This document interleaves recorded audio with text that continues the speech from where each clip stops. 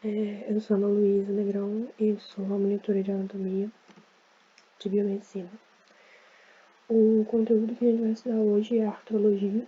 A gente vai estudar alguns tipos de articulações e bursas. Bom, o que é artrologia? Artrologia é a ciência que vai estudar as articulações. E hoje a gente vai ver alguns tipos dessas articulações, como elas são classificadas. Elas vão ter importantes funções que vão permitir o movimento, né, sem que os ossos se afastem. Elas vão manter os ossos unidos. E elas podem ser classificadas como sinartrose, que não tem nenhum movimento, anfiartrose, que tem um pouco de movimento, e diartrose, que tem total movimento. A primeira que nós vamos ver é a sinartrose, que, como eu falei para vocês, ela não tem movimento, então ela é totalmente imóvel e ela possui estrutura fibrosa, tá? A sinartrose, ela vai se dividir em fontanela, eu vou falar de todas essas para vocês, tá?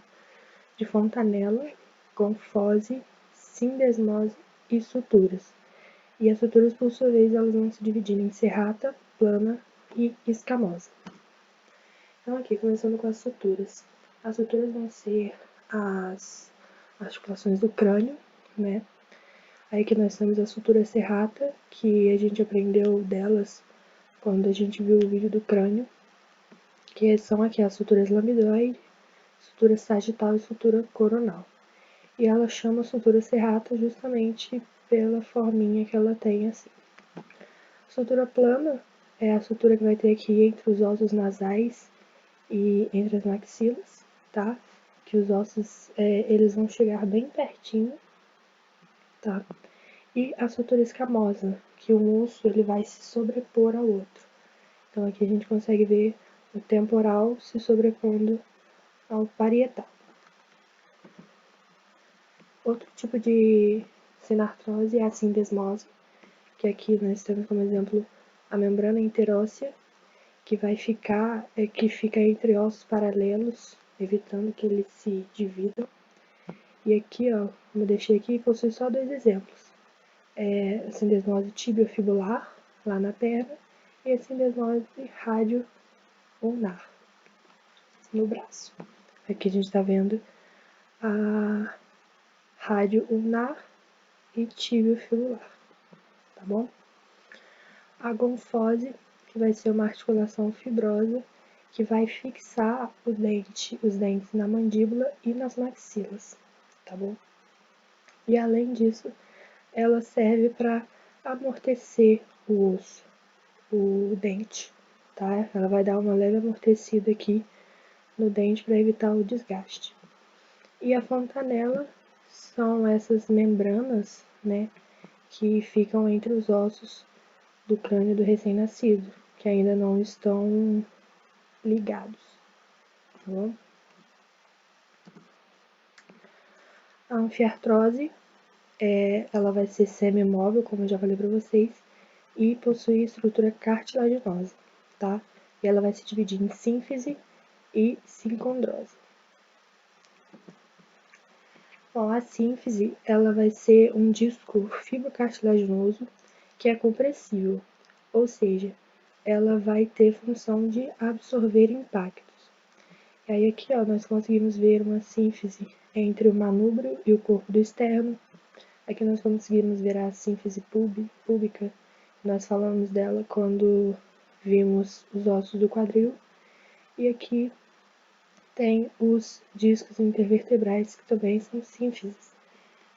Porque assim, a coluna, quando é vista ela inteira, ela não é anfiartrose. Mas quando a gente vê de uma vértebra em relação à outra, é considerada anfiartrose, uma articulação semimóvel, tá? E a sincondrosa, que muitas dessas sincondrosas, elas são articulações temporárias.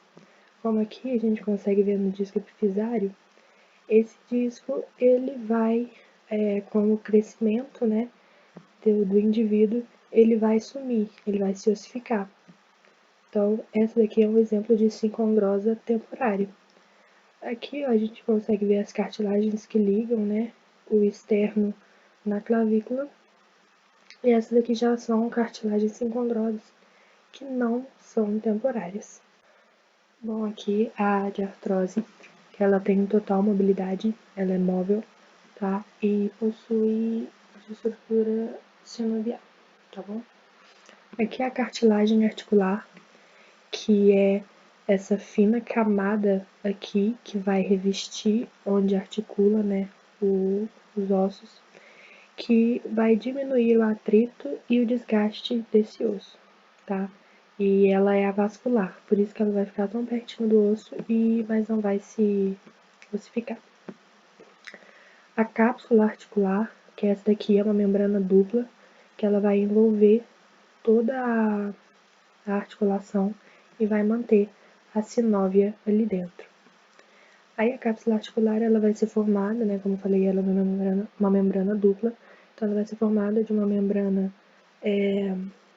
fibrosa e uma membrana sinovial, que é essa daqui em verde claro, e por sua vez vai produzir a sinóvia, tá bom? A sinóvia, por si só, ela vai ser um líquido que vai ser responsável pela nutrição das cartilagens, vai ser responsável pela lubrificação, ela vai ser como um óleo no motor de um carro, nas nossas articulações. Elas vão auxiliar no amortecimento e vão impedir o desgaste dessas articulações, dessas faces articulares, tá bom? E aqui por último nessa imagem, que é uma imagem ilustrativa, tá? Não significa que tem tudo isso nessa articulação. Nós temos aqui os meniscos, e nós temos só 4 meniscos em todo o corpo, que ele só vai estar presente na articulação do joelho. Ele tem função de amortecer o impacto e também melhorar a congruência articular. Como assim melhorar a congruência? É que como a gente pode ver aqui, o fêmur, o côndilo do fêmur, ele é redondo, ele é arredondado. E o platô tibial, ele já é mais reto. Então, se a gente tirar os meniscos dali, os ossos eles não vão se articular direito. Então, o menisco ele vai ajudar nessa articulação, ele vai aumentar a congruência dos ossos para articular. Aqui, outros tipos de artrose, nós temos os discos articulares, que são bem parecidos com os meniscos. Eles também vão amortecer, né, e diminuir o atrito. Só que a diferença dos discos articulares para o menisco, como eu falei para vocês, o menisco a gente não pode tirar, senão os ossos eles não vão conseguir se articular, eles não vão se encaixar. Os discos articulares a gente já vai conseguir tirar, igual aqui, ó, é a articulação da mandíbula. Se a gente tirar esse disco articular, os ossos vão conseguir se encaixar. Lógico, né, que vai ter um grande atrito, vai ter um desgaste, mas os ossos vão conseguir se encaixar. Aqui a cartilagem marginal, tá, que vai existir somente aqui na articulação do ombro. E essa cartilagem ela serve para aumentar a superfície articular. Porque como a gente pode ver aqui e relembrar, a cabeça do úmero ela é globosa e a cavidade glenoide ela é mais reta. Então, se não tivesse a cartilagem marginal, seria uma articulação fraca, uma articulação frouxa. Então, a cartilagem marginal ela meio que abraça ali a cabeça do úmero para dar essa maior superfície, né, de articulação. Os ligamentos que vão unir, né, dois ligamentos ósseos que vão estabilizar os movimentos e as bursas, como aqui nós temos o exemplo da bursa olecraniana, que elas que vão armazenar a sinóvia. E agora a gente vai ver um pouco das bursas. Aqui nós temos as bursas do ombro, tá? Aqui agora a bursa é bem simples, porque ela vai ser bem parecida, alguns dos nomes delas vão ser bem parecidos com alguns nomes dos acidentes anatômicos, então vai ser bem tranquilo. Bursa supraacromial aqui, que é essa daqui, supra, em cima acromial do acrômio, então ela está em cima do acrômio. Bursa subacromial e subdeltoide, ela está aqui, ó, embaixo do acrômio, embaixo do músculo deltoide que está passando por aqui. A bursa subescapular, tá aqui, embaixo da escápula. A bursa subcoracoide, tá aqui, ó, bem embaixo do processo coracoide. E a bursa córaco-clavicular tá entre aqui o processo coracoide e a clavícula, tá? Agora as bursas do quadril. A gente tem a bursa trocantérica, que vai estar aqui relacionada aos trocânteres. A bursa iliopectina ou iliopsoas, que tem esse nome, né, relacionado ao músculo que tem aqui perto. Bursa do glúteo médio, né, pelo mesmo motivo. E bursa isquioglútea, tá, que vai ficar aqui. E todas essas bursas são pares, ou seja, vai ter de um lado e do outro. A bursas do joelho. A bursa pré-patelar, que é uma bursa anterior ao joelho. Bursa suprapatelar, que é em cima, né, da patela. As bursas subpatelares, que vai ter a superficial e a profunda, que vão ser embaixo da patela. A bursa sartorial ou anserina, ela tem esse nome sartorial porque vai ter a passagem de um músculo aqui com o nome dela. A bursa submembranosa, semimembranosa e a bursa popelítica.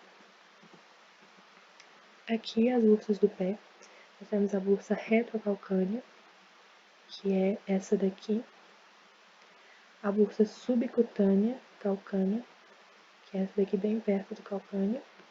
E a bursa subcutânea do maléolo medial, que a gente lembra, né? O maléolo medial é um acidente anatômico da tíbia e essa bursa vai estar relacionada ali perto. Algumas outras bursas do pé, nós temos as bursas interdigitais, que são essas entre os dedos. Aqui do outro lado nós vamos ter a bursa metatarsal, que é aqui, né, bem na extremidade dos metatarsos. E é essa bursa que geralmente dói quando usa salto alto. A bursa metatarsofalangiana, que é essa aqui do lado. E a bursa calcânea, que é essa daqui bem inferior ao calcâneo. A bursa do cotovelo, eu já dei o exemplo para vocês dela, da olecraniana, bursa olecraniana, que ela tem esse nome porque ela fica aqui ligada ao olecrano da unha. As bursas da mão, a bursa radial, aqui, né, porque ela vai seguir aqui, ó, ela é mais lateral, ela vai seguir o rádio. E a bursa ulnar, medial, porque ela vai seguir a ulna. E a bainha sinovial dos dedos. Agora aqui para finalizar, a classificação de acordo com o movimento. Nós temos articulações uniaxiais, que elas vão se movimentar em um único plano, que nós temos aqui como exemplo gínglio, que é um movimento de dobradiça, que aqui nós temos o exemplo da articulação do cotovelo, que vai fazer somente extensão e flexão. E aqui temos a trocoide, que vai ser a rotação ao redor de um eixo. Nós temos exemplo aqui da atlas e axis, que são a primeira e segunda vértebra da coluna, né? C1 e C2. E elas vão fazer esse movimento de rotação, tá? Somente. Agora aqui os biaxiais, que vão se movimentar em dois planos, tá? Nós temos aqui as elipsoides, que vão ser superfícies levemente côncavas e convexas, que elas vão fazer o movimento de expansão, flexão, abdução e adução, tá? E as celares, elas têm que ser reciprocamente côncavo-convexas. Como aqui, ó, nós temos exemplo dessa articulação aqui do polegar, que é uma articulação celar. E as triaxiais, que se movimentam em três planos diferentes,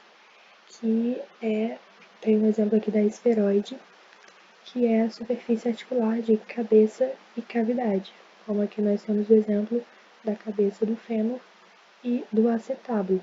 Então, cabeça e cavidade acetabular.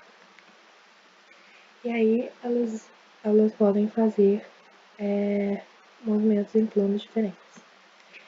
E por fim nós temos as não axiais. Aqui nós temos o exemplo dos ossos do tarso, mas os ossos do carpo também fazem. São pequenos, as não axiais elas fazem pequenos movimentos que não têm planos definidos. Então é isso, gente. Essas são as referências que eu usei. Siga a UGB nas redes sociais, né? E fique ligado lá no canal do YouTube, porque sempre vai ter monitoria nova. E muito obrigada. Qualquer dúvida, podem perguntar.